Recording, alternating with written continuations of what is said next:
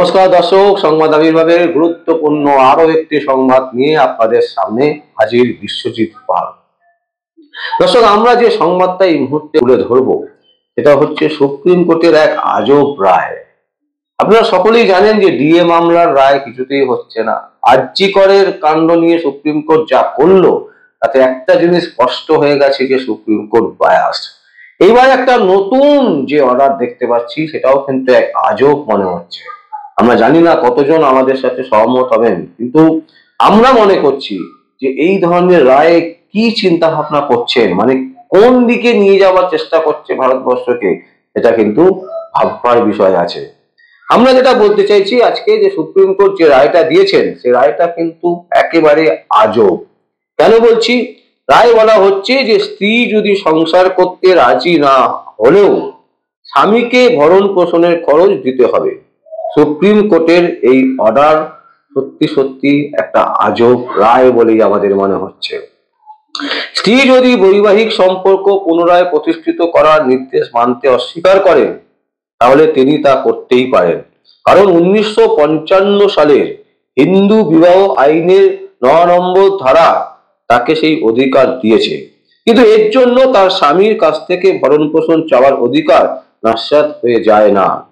বলছে, স্ত্রী যদি তার স্বামীর সঙ্গে এক ছাদের তলায় থাকতে বা সংসার করতে রাজি না হন তাহলেও তিনি তার স্বামীর কাছ থেকে ভরণ পোষণ দাবি করতে পারেন।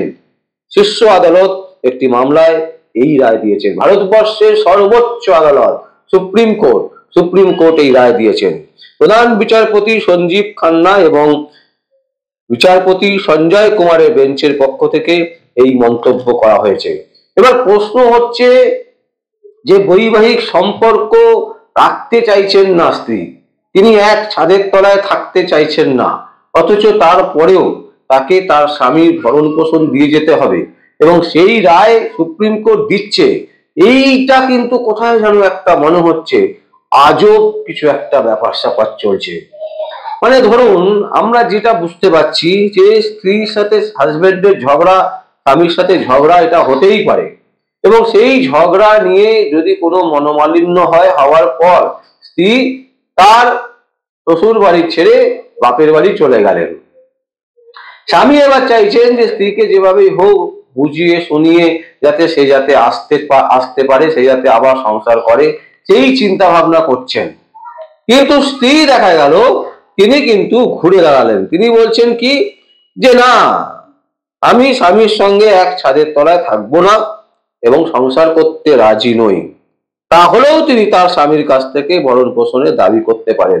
এইখানটাতে মানে যেখানে মহিলাদের ইতিমধ্যে সুপ্রিম কোর্টের যে অর্ডার, সেই অর্ডারে এত পাওয়ার দেওয়া আছে যে কোনো একজন পুরুষকে 14 দিনের জেল হেফাজতে নিয়ে যাওয়া কোনো অসুবিধে নেই।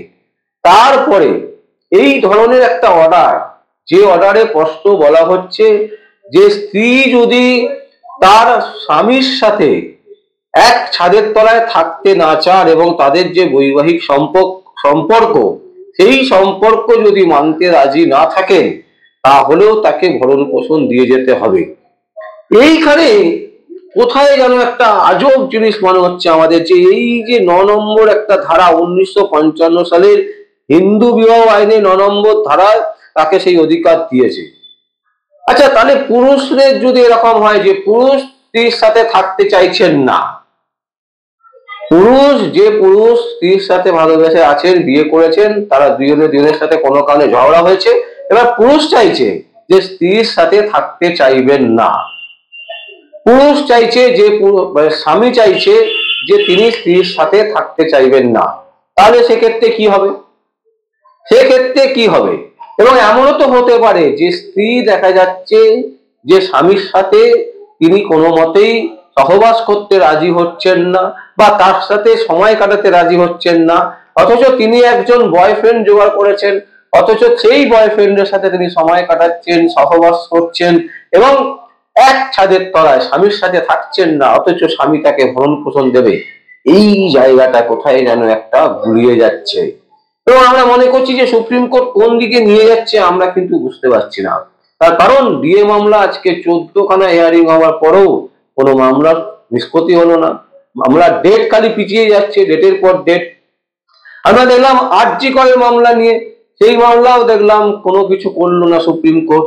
আমরা দেখলাম সারদা, আমরা দেখলাম নারদা, আমরা দেখলাম রোজভ্যালি, আমরা দেখলাম আমপান, আমরা দেখলাম বিভিন্ন আবাস যোজনা, বিভিন্ন যোজনার যে দুর্নীতি, সরকারি চাকরির দুর্নীতি, এসএসসির দুর্নীতি, টেট দুর্নীতি, কোনো কিছুরই কুল কিনারা নেই। 26,000 শিক্ষকের যে নিয়োগ প্রক্রিয়া, সেই নিয়োগ প্রক্রিয়া নিয়ে ঝুলে আছে সবাই, যেন দাড়িপাল্লার মতন ঝুলে রয়েছে প্রত্যেকে। কেউ বলছে হ্যাঁ, কেউ বলছে না। এই যে সিস্টেমটাকে একটা ঘোলা জলে তৈরি করে দেওয়া হয়েছে, ঘোলা জল তৈরি করে, কাদা জল তৈরি করে দেওয়া হয়েছে। এই কাদা জল থেকে জলকে বেঁচে বের করা কিন্তু বহু শক্ত হবে, ভীষণ চাপ হবে। ভারতবর্ষ যেদিকে এগোচ্ছে, আমরা মনে করছি যে আদৌ কি হবে এটা কিন্তু বলা খুব মুশকিল। আমরা সুপ্রিম কোর্টকে সবসময় সম্মান করি, সুপ্রিম কোর্টের প্রধান বিচারপতিগণ থেকে শুরু করে বিচারপতিদেরকে আমরা সম্মান করি, কারণ ভারতবর্ষ গণতন্ত্র রাষ্ট্র, এবং সেই গণতন্ত্র রাষ্ট্রে বিচারপতিরাই হচ্ছে শেষ কথা বলবে। সুপ্রিম কোর্টই শেষ কথা বলবে।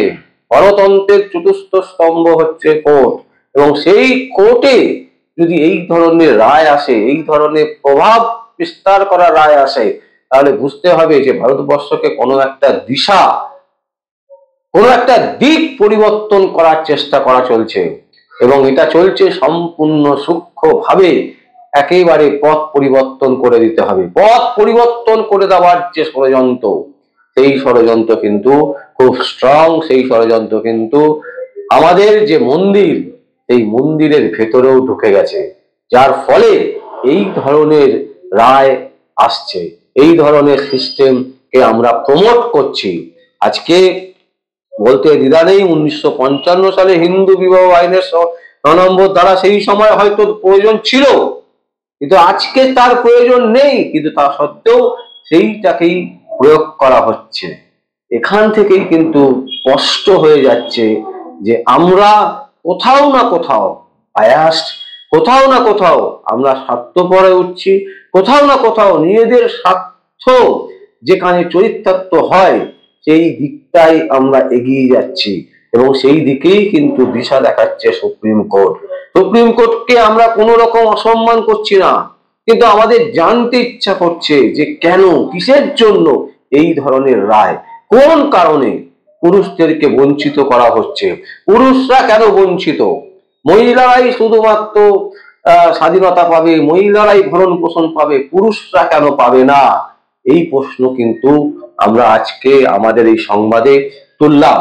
আমাদের সাথে যারা একমত হবেন বা হবেন না, প্রত্যেককে বলছি আপনারা আপনাদের কমেন্ট অবশ্যই করুন, এবং এই ভিডিও আমরা চাই ভাইরাল হোক, লক্ষ লক্ষ লোকের কাছে পৌঁছক এই ভিডিও। তার কারণ হচ্ছে আমরাই প্রথম এই প্রশ্ন তুলছি যে পুরুষরাও কেন কেন তারা তাদের স্বাধীনতা পাবে না, তারা তাদের বৈবাহিক জীবনে তারা কেন স্ত্রীর কাছ থেকে ভরণ পোষণ পাবে না, কেন পুরুষ বলে শুধুমাত্র স্ত্রীদেরকেই ভরণ পোষণ দিতে হবে, এবং স্ত্রী বলে তিনি যা খুশি করবেন, তারপরেও তিনি এক ছাদের তলায় থাকবেন না, বৈবাহিক জীবন তিনি মানবেন না, তারপরেও তাকে ভরণ পোষণ করে যেতে হবে। কেন কেন কেন? দর্শক, আমরা এই সংবাদ তুলে ধরলাম। যদি আপনাদের কোনো বক্তব্য থাকে, কোনো কমেন্ট থাকে, অবশ্যই আপনারা কমেন্ট বক্সে কমেন্ট করবেন। আর দেখতে থাকুন পরবর্তী সংবাদ আবির্ভাবে। আমার নাম বিশ্বজিৎ পাল, সংবাদ আবির্ভাবের জন্য।